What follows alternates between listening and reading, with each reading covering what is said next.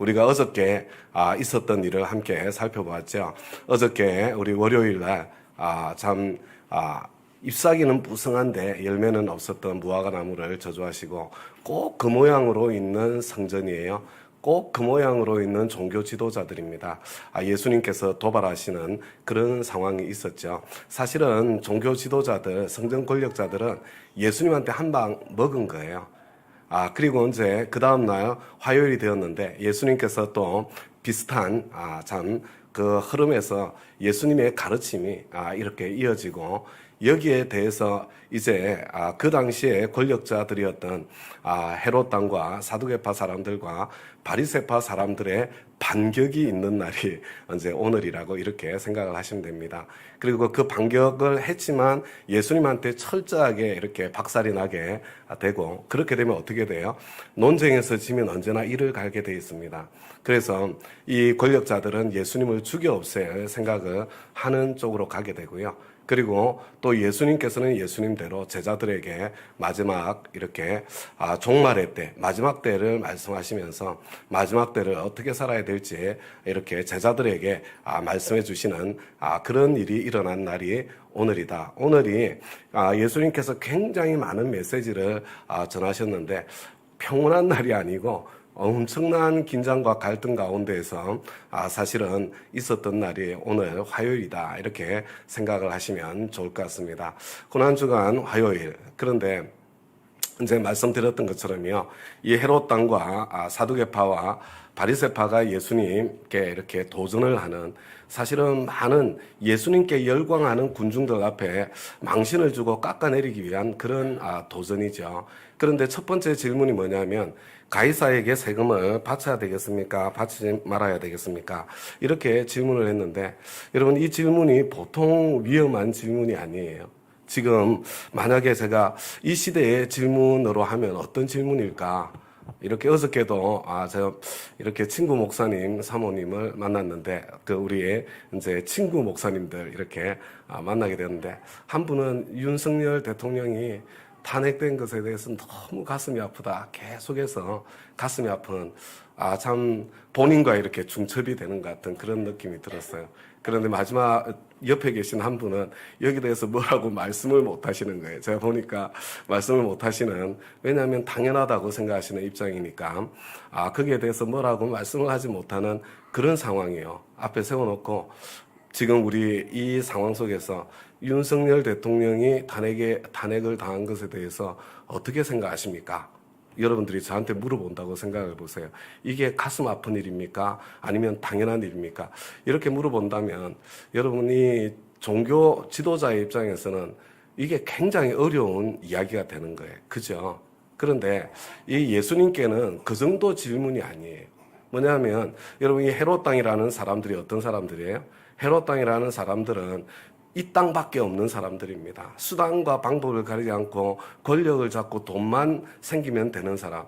여러분, 그 당시의 세리들의 대표가 헤롯 당이라고 생각을 하면 되는 겁니다. 로마에 빌붙어서 이렇게 참 부귀영화를 누리고 있는 매국노 같은 인간들이잖아요. 그리고 그 반대쪽에는 어떤 사람들이 있어요? 독립투사들이 있지 않습니까? 지금 어떻게 해서든지 그냥 헤롯 당을 만나면, 세리들을 만나면, 로마 사람들을 만나면 그냥 찔러서 죽이기까지 하는 그런 독립투사들도 군중들이 모여있는 중에 섞여 있는 상황이잖아요. 그런데 가이사에게 세금을 바쳐야 됩니다.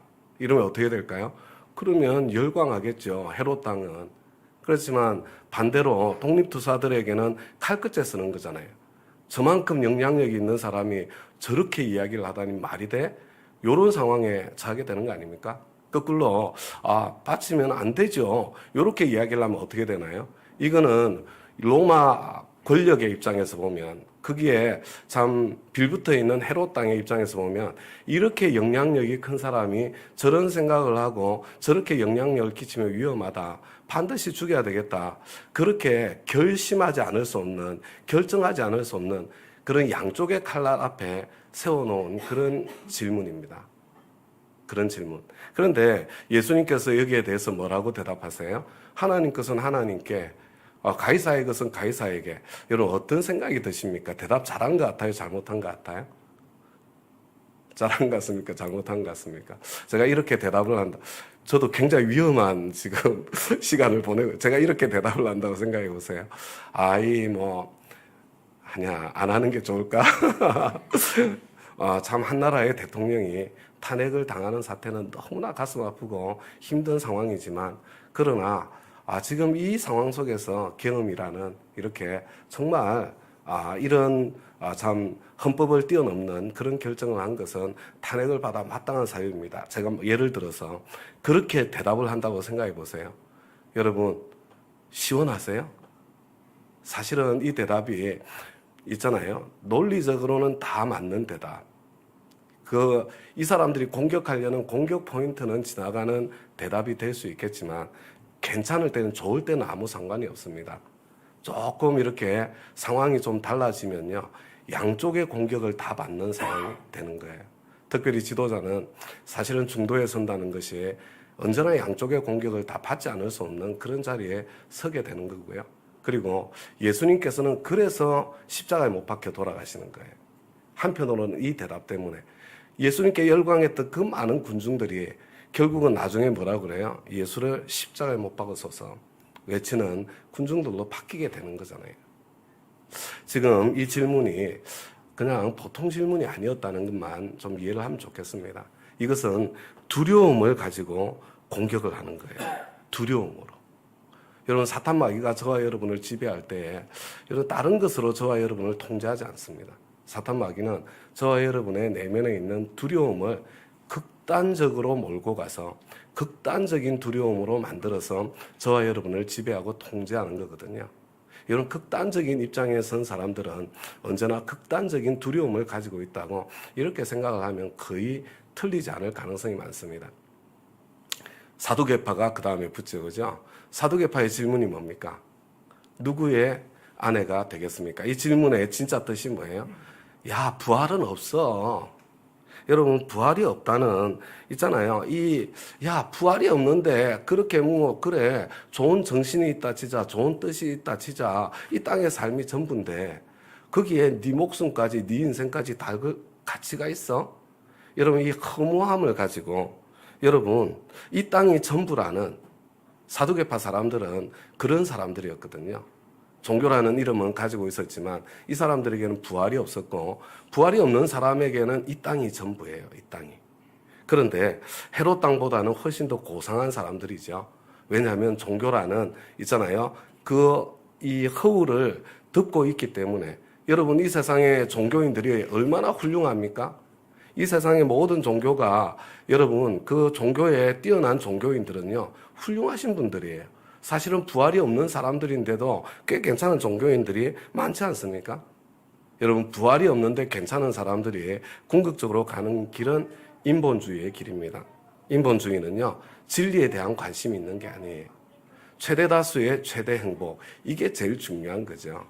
어떻게 하면 더 많은 사람들이 우리 모두가 참 행복하게 유익하게 살 수 있겠는가. 여러분 그러니까 이런 이야기예요. 야, 너 한 사람 설쳐봐라 지금. 너 한 사람 설쳐봐라. 그래서 사람들이 너한테 예수님한테 하는 이야기예요. 이 사람들이. 사람들이 너한테 열광한다고 치자. 그러면 로마 사람들이 폭동이 일어난 줄 알고 그냥 이 로마 군대가 이렇게 하게 되면 우리 온 민족이 망하는 거 아니냐. 한 사람이 죽어서 온 민족이 사는 것이 낫다. 이렇게 말했던 사람이 저는 틀림없이 사두개파 사람이 아니었을까. 저는 그런 생각을 하게 되죠. 여러분 굉장히 설득력 있지 않습니까? 저와 여러분이 사실은 예수를 믿는다고 하지만 그런 생각에 있는 분들도 생각보다 굉장히 많이 있습니다. 근데 예수님께서는 이것도 거절하시죠. 아니다. 부활은 틀림없이 있다. 맞아요. 최대 다수의 최대 행복을 위해서 우리가 선택을 해야 되지만 때로는 하나님의 뜻과 그것이 정면으로 충돌할 때는 그것을 거절할 수 있어야 되는 거 아닙니까? 하나님의 그 길을 가야 하나님의 지혜대로 실제로는 최대 다수의 최대 행복이 정말로 찾아오는 것 아니겠어요? 예수님께서 있잖아요. 그 질문을 깨신 거예요. 그러니까 그 다음에 이제 바리새파 사람들이 등장하는 거죠. 야, 이제는 길이 없다. 여러분 이 바리새파 사람들은 어떤 사람들이에요? 이 바리새파 사람들은 부활이 있다고 믿는 사람들이에요. 그렇지만 부활이 없는 것처럼 사는 사람들이죠. 교리적으로는 부활이 있다고 믿는데 사는 것은 부활이 없는 것처럼 사는 사람들, 위선자들, 이게 바리새파 사람들이거든요. 여러분, 무엇이 가장 중요합니까? 우리는 가장 중요한 계명을 붙잡고 살아야 됩니다. 이렇게 진리를 구하는 질문인 것처럼 보이지만 여러분, 이 사람들에게 이 질문은 진리를 구하는 질문이 아니에요. 이것은 여러분 갈라치기를 하는 질문이에요. 이것이 중요하다 그러면 저것이 중요하다고 생각하는 사람들이 흥분하게 될 것이고, 저것이 중요하다 그러면 이것이 중요하다고 생각하는 사람들이, 예수님 지지하던 좋아하던 사람들이 이렇게 떨어지게 만드는 정치꾼들의 질문 중에 하나가 바로 이 질문입니다. 여러분, 이 바리새파의 길을 걷는 사람들에게 여러분, 사실은요, 이 부활의 교리 있잖아요. 그 다음에 또 하나님의 말씀이라는 있잖아요. 이 종교적인 교리 있지 않습니까? 철저하게 자기들의 이익을 지키는 그런 수단으로 전락하게 되는 거죠. 얼마든지 여러분 이 교리를 가지고 성도들을, 교인들을 통제할 수 있습니다. 여러분, 이 아름다운 교리를 가지고 얼마든지 종교 권력자들이 자기들의 기득권을 지킬 수 있는 거예요.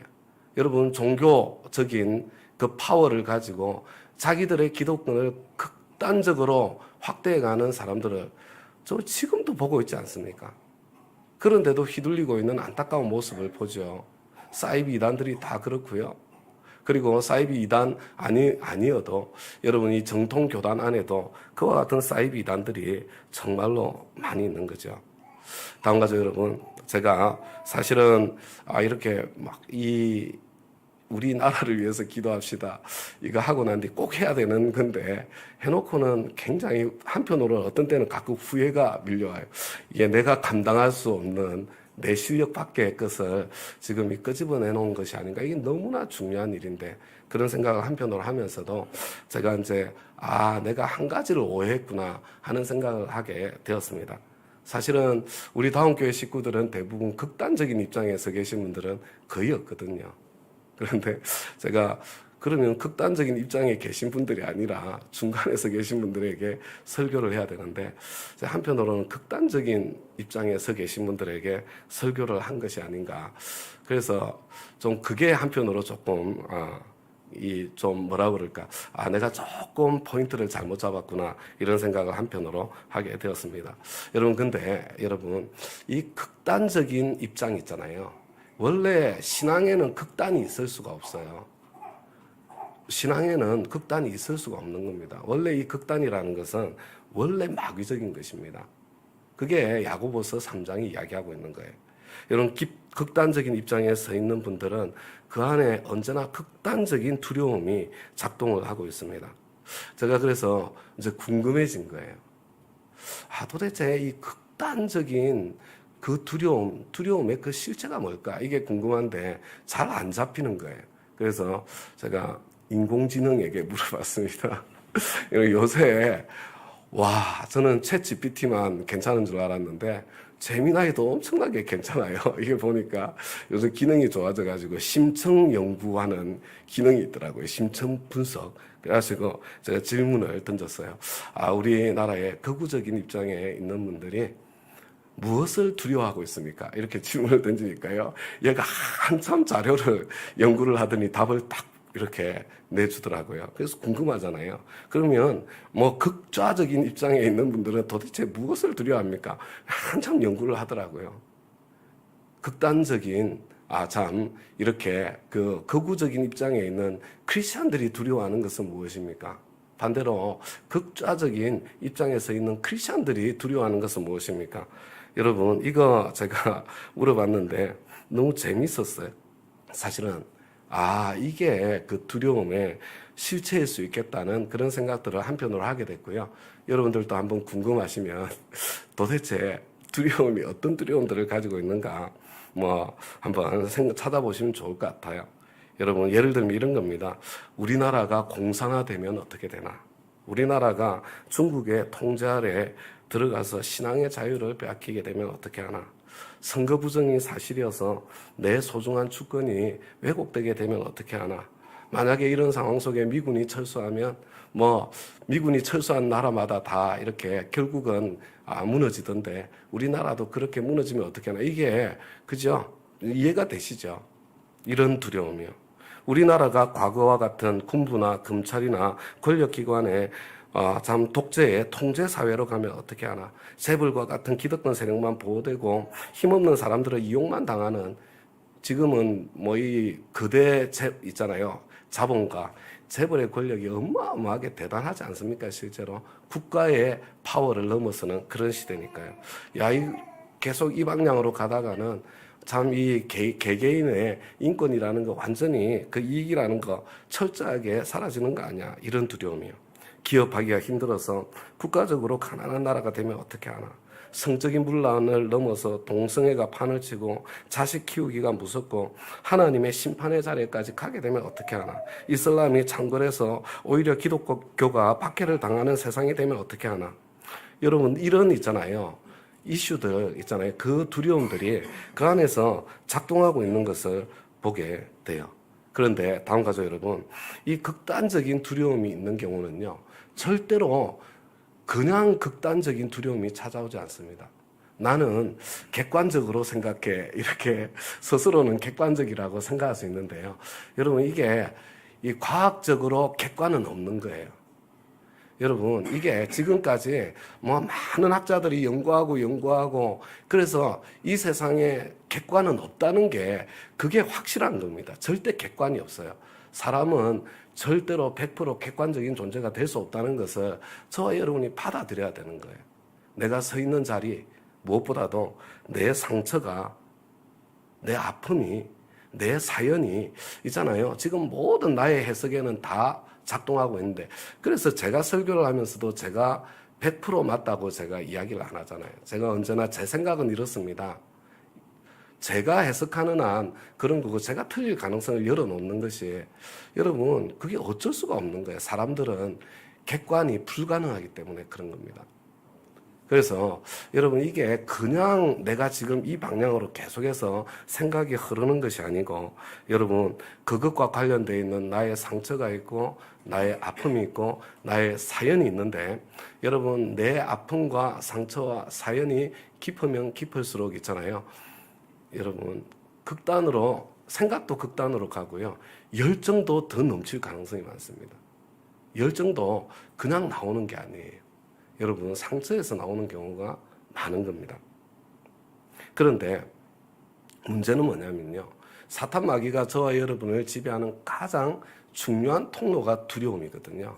그런데 사탄 마귀는 어떻게 하냐면 두려움을 극단적으로 몰고 가서 그 두려움 때문에 옴싹달싹하지 못하는 철장 속에 갇힌 크리스찬을 만들어내는 거예요. 이게 새로운 삶에서 공부하는 책에 나와 있는 내용 중에 하나입니다. 제가 여러분들한테 하나만 여쭤보겠습니다.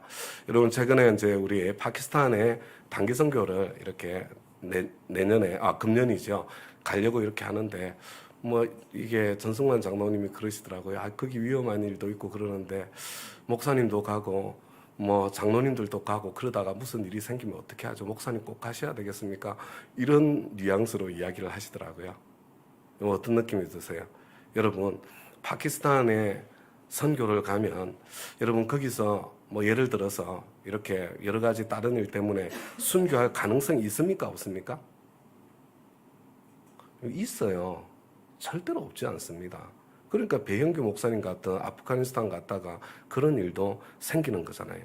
그죠? 그렇지만 그럴 가능성은 사실은 거의 없어요. 지금까지 얼마나 많은 팀들이 파송이 됐어요. 그죠? 확률로 따지면요. 얼마나 적냐면요. 선교지에서 교통사고를 당하는 확률보다 더 낮아요. 여러분, 이렇게 아주 정말 전쟁이 일어나고 이런 데가 아니면요. 그렇게 거기서 사역하고 계시는 분들도 계시고 사업하고 계시는 분들도 계시고 그런데 있잖아요. 마귀는 있잖아요. 그 두려움을 극단적으로 증폭시켜요. 그래서 만약에 이렇게 되면 어떻게 하지? 이런 일이 생기면 어떻게 하지? 이렇게 되면 어떻게 할 거야? 그리고 난 뒤에 꼼짝달싹 못하게. 물론 여러분 그럴 가능성이 에이 없어. 이렇게 되면 안 되는 거예요. 그럴 가능성이 있습니다.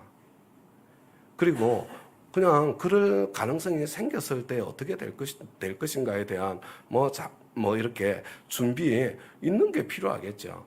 그렇지만 그것 때문에 옴삭달싹 못한다면, 그 두려움에 갇혀서 떨고 있다면, 그렇다면 좀 문제가 있는 거 아니겠어요? 그리고 그 상황 속에 정말로 중요한 것은 하나님께서 무엇을 원하시는가? 하나님께서 무엇을 원하시는가? 여러분, 한번 내가 뭔가 주저되는, 하나님께서 나를 부르시는데도 뭔가 주저되는 그런 일들이 있다면, 여러분, 내 안에 어떤 두려움이 작동하고 있는가? 그 두려움은, 사실은 이 두려움은 하나님의 선물이거든요. 두려움이 있어야만 저와 여러분의 안전이 지켜지는 거거든요. 그런데 이 두려움이 과도하면 내 인생이 파괴되는 거잖아요. 모든 영역이 다 마찬가지입니다. 그래서 여러분, 저는 이렇게 생각합니다. 이 세상에 있는 우리 모든 분들이 이야기하는 그 두려움은 모두 다 가능성이 있다. 에이, 말도 안 돼. 그렇지 않습니다. 다 가능성이 열려 있어요. 역사를 봐도 그렇고, 이런 실제로도 그런 거예요. 그렇지만, 그렇기 때문에 가능성을 다 닫을 수는 없지만, 그 상황 속에서 우리가 서로 경청하고 들어줄 줄 알아야 되고, 특별히, 참, 그 목소리가 크면 클수록 살아온 사연이 있는 거거든요, 사연. 그 사연을 함께 나누고, 그거 함께 이렇게 좀 아파해주고, 그러면서 우리 부모님 세대가 그런 거 아니에요? 부모님 세대가 이해되어 드려야 되지 않겠습니까?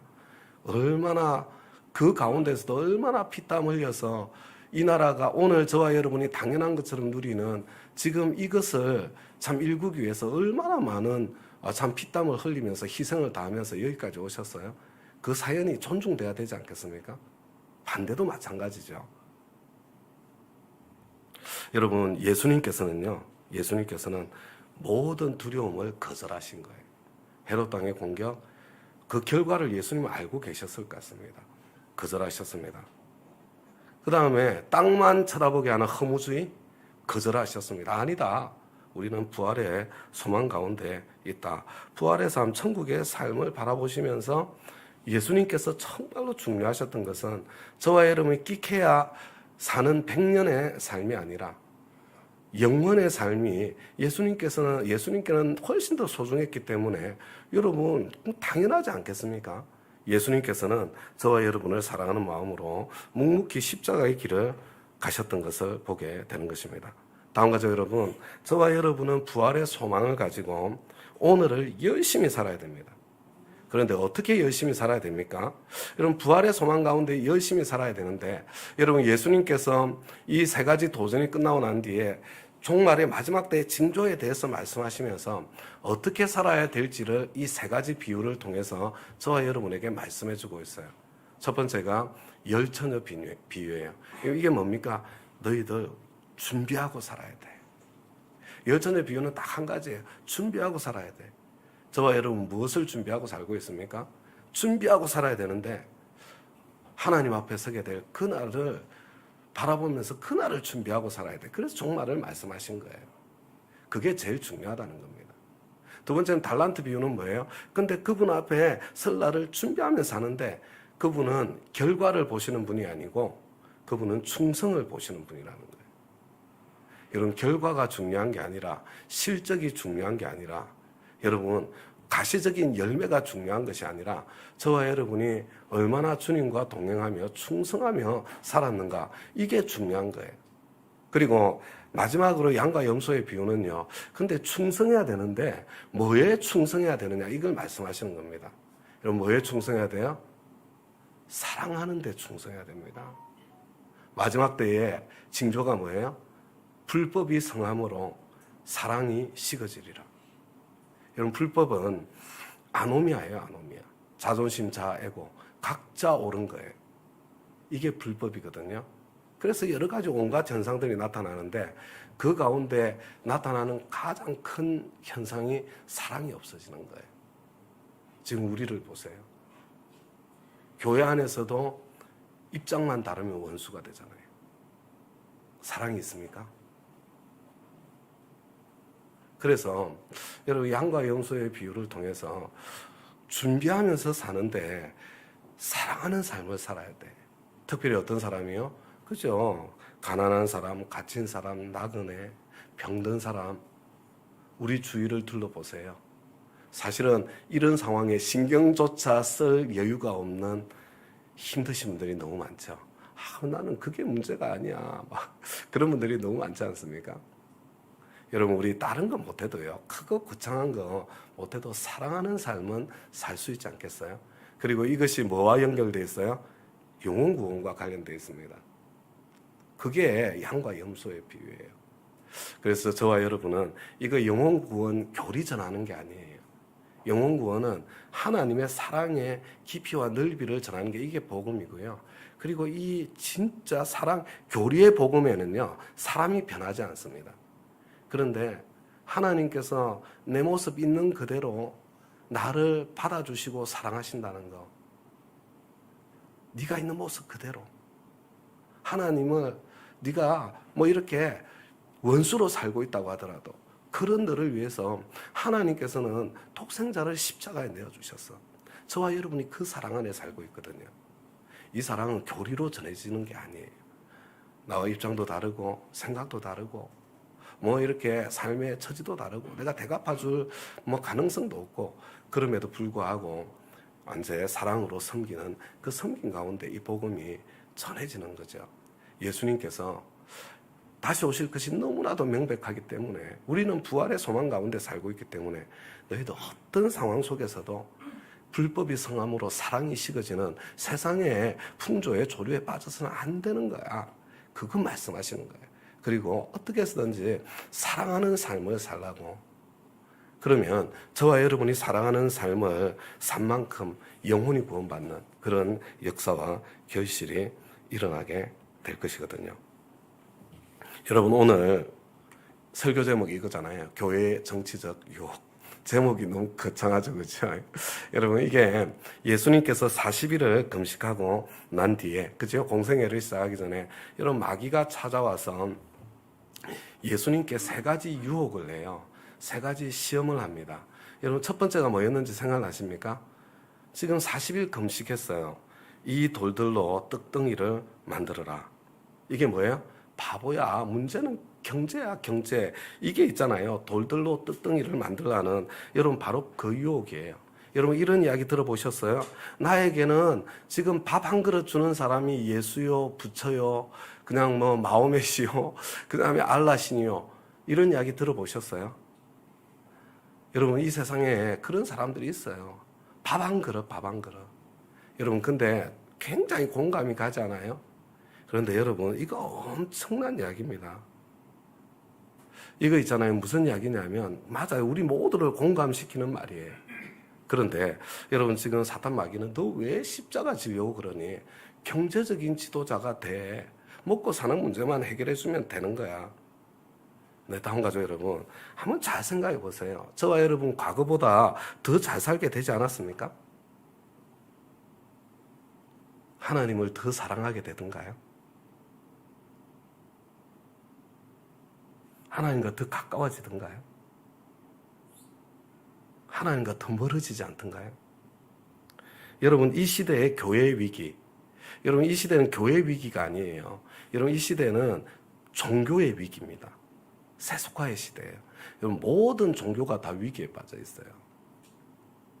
그런데 여러분, 왜 종교의 위기예요? 이 시대는? 여러분, 먹고 살만해지면 사람들은요, 기대고 의지하지 않거든요. 여러분, 하나님께서는 이 땅에 관심이 있는 게 아니에요. 이 땅도 중요한데 하나님의 작품이기 때문에 궁극적으로는 새하늘과 새 땅에 관심이 있는 거거든요. 저와 여러분이 생각하는 것과 하나님의 생각이 전혀 다를 수 있는 거예요. 둘째로, 저는요, 이해가 돼요. 그래, 바보야. 문제는 경제야. 사실은 뭐 충분히 말이 되죠. 그런데 여러분, 그렇게 생각하고 있잖아요. 나한테 밥 한 그릇 주는 사람이 하나님이고 뭐 예수님이고 부처님이고 알라신이다, 이런 사람들은요, 안타깝게도 이 세상만 살다가 갈 사람들이에요. 이분들은 헤롯 땅이 되거나 잘 되면 사두개파가 될 겁니다. 두 번째 문제가 무엇이었습니까? 성전 꼭대기에서 뛰어내려라. 그래서 기적을 보여주어라. 뭐예요? 종교적인 지도자가 되는 거죠. 세상이 어려워지면 그래서 기적 같은 신비한 능력으로 혹세무민하는 그런 사람들이 일어나고 사람들은 모여 들지 않습니까? 그런데 재밌는 건 뭐냐면요. 사람들이 기적을 경험하잖아요. 안 변합니다. 사람들은 기적을 경험하면 더 강력한 기적, 더 짜릿한 기적. 저도 마찬가지였어요. 제가 지금까지 만난 모든 은사 사역자들의 탄식이 뭔지 아세요? 사람이 변하지 않습니다.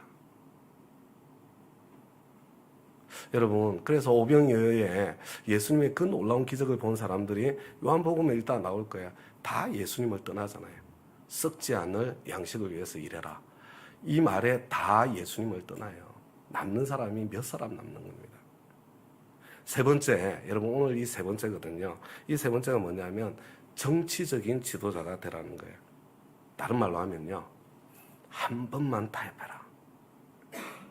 목적이 중요하지. 결과가 중요하지. 수단이 무슨 상관이 있느냐.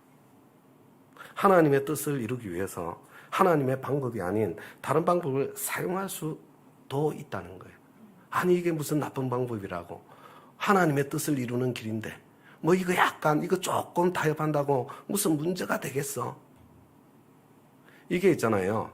네가 나에게 엎드려서 절하면 이 모든 것을 너에게 주겠다는 유혹입니다. 하나님의 방법은 칼이 있어도 칼을 뽑지 않는 게 하나님의 방법이거든요. 십자가의 방법이 하나님의 방법이거든요. 그런데 아니 이건 정당하잖아. 칼을 뽑아서 휘둘러 보자. 이건 정당한 일이야. 미움의 방법이고 분노의 방법입니다. 뭐 절대로 칼을 뽑을 수 없다는 이야기를 하는 게 아니에요. 하나님께서 말씀하실 때는 칼을 뽑아야 되겠지. 그러나 하나님께서 말씀하기 전에는요. 우리의 하나님의 그러니까 좌로나 우로나 치우치지 않아야 되는데 좌로나 우로나 치우치는 거예요. 한쪽을 위해서 다른 한쪽을 버리는 거예요. 하나님의 뜻은. 여러분 이 길은요. 이 길을 걸어가면 그냥 위선자의 길 바리새인을 걸을 수밖에 없습니다. 작은 타협이 점점점 커져서 큰 타협으로. 그래서 결국은 바리새인의 자리에 저와 여러분이 주장하는 것이 아무리 옳다고 하더라도 우리는 세속 나라의 방법이 아니라 하나님 나라의 방법을 사용해야 됩니다. 이게 어거스틴이 하고 싶은 이야기예요. 당연히 이것은 쉬운 길이 아닙니다. 그 길은 십자가를 지는 길이요. 그것은요, 그냥 뭐 우리가 어떻게 모든 걸 다 할 수 있겠어요. 나보다 힘없는 사람들 사랑하는 방법이에요. 사랑하는 방법. 양과 염소의 비유처럼 끝까지 나는 어떻게 해서든지 이 상황 속에서 한 걸음 더 사랑하는 삶의 길을 걸어보겠다. 그런 의미가 담겨 있다고 생각이 듭니다. 우리 다운 가족 여러분들은 저는 다 이렇게 우리 식구들 잘해오고 있다. 지금 우리 교회만큼 평화로운 교회가 없는 것 같아요. 제가 보니까 그죠? 우리 당회는요 사실은 다 있잖아요. 이게 스펙들이 넓잖아요. 우리는 자유롭게 이야기를 해요. 그냥 어떤 때는 얼굴이 약간 붉어지기도 하지만 끌끌끌 웃으면서 같이 상대편 입장을 듣기도 하고 또 놀리기도 하고 그러면서 또 웃고 지나가기도 하고 저는 참 이런 교회가 있을까 싶은 생각이 들 정도로 뿌듯한 마음이 들 때가 많이 있습니다. 우리 교회 전체적으로 우리 좀 나와 정반대 입장이어도 끌끌끌 웃으면서 들어줄 수 있는 그리고 또 한편으로는 그 참 생각 안에 담겨 있는 그 우려와 염려를 같이 근심해주고 같이 기도해 줄 수 있는 그 아픔을 같이 만져줄 수 있는 그래서 서로를 통해서 이렇게 우리가 더 넓어지고 배울 수 있는 그리고 무엇보다도 그 안에서 우리가 더 사랑하는 그런 공동체로 우리 다운 교회가 한 걸음 더 여하튼 이 상황이 우리에게는 한 걸음 더 기회가 되고 그리고 여하튼 소망은 교회에 있습니다. 우리나라가 아무리 최선의 길을 찾는다고 하더라도요. 이 나라는 지금 누가 돼도 안 되게 돼 있는 나라예요. 왜 그래요? 여러분 한쪽에서 물고 뜯는데 여러분 100명 중에 5명만 반대를 해보세요. 아무도 못합니다. 사실은. 근데 하물며 100명 중에 30명, 40명이 죽기 살기로 반대를 하는데 아무리 좋은 뜻을 가지고 있어 본들 이쪽이든 저쪽이든 뭐가 되겠습니까? 나라가. 그러면 안 되는 겁니다. 우리나라를 위해서도 그래서는 안 되는 거예요. 참 보이스는 있어야 되겠으나 사라지면 안 되죠. 보이스는 있어야 되겠으나 극단적인 미움으로 가서는 안 되겠다. 서로 들어주고 서로 함께 그런 일이 일어나지 않도록 함께 기도해주고 염려해주고 그렇게 함께 가는 그런 참 그래서 갈갈이 찢어져서 소망이 보이지 않을 때 그래도 교회 안에서라도 희망을 찾을 수 있는 그런 우리 교회 만들어갈 수 있도록 그렇게 함께 노력할 수 있길 바랍니다. 이 시간에 우리 똑같이 우리 기도할 텐데요. 여러분 먼저 좀 회개했으면 좋겠습니다. 나 헤롯 땅의 길 걸어가고 있지 않아요? 이 자리에는 헤롯 땅은 아무도 없을 거예요. 수단과 방법을 가리지 않고 돈 벌겠다 이런 사람들이 이 자리까지 올 리가 없죠. 새벽에 그죠? 근데 사두개파의 길을 걷고 있지는 않습니까? 인본주의. 부활은 없어. 땅이 전부야. 그러면 극단으로 갈 수 있습니다. 나의 오름 때문에. 혹시 바리새인의 길에 서 있는 분 안 계세요? 입으로 말하는 것과 실제 나가 다른 있잖아요. 부활도 있고 참 하나님이 절대적으로 소중한 분이라고 고백하지만 내 생각과 충돌되는 하나님의 뜻은 가차없이 잘라버리는 그 길에 있다면 하나님 앞에 좀 회개했으면 좋겠고요. 그 회개를 넘어서 우리 계속해서 기도해 왔던 것처럼 이 나라를 위해서 저와 여러분이 가지고 있는 두려움을 가지고 좀 호소하고요. 모든 두려움에 다 기도가 필요합니다. 그리고 그것을 넘어서 교회를 위해서 교회는 그 두려움 가운데 우리는 살아계신 하나님이 있으니까 두려움에 휘둘리지 않고 중간에 서서 서로를 품을 수 있는 그런 공동체가 될 수 있도록 우리 주여 한 3번 부르고요. 우리 한 10분 정도는 통성으로 기도하고 그리고 개인 기도 갖도록 그렇게 하겠습니다. 주여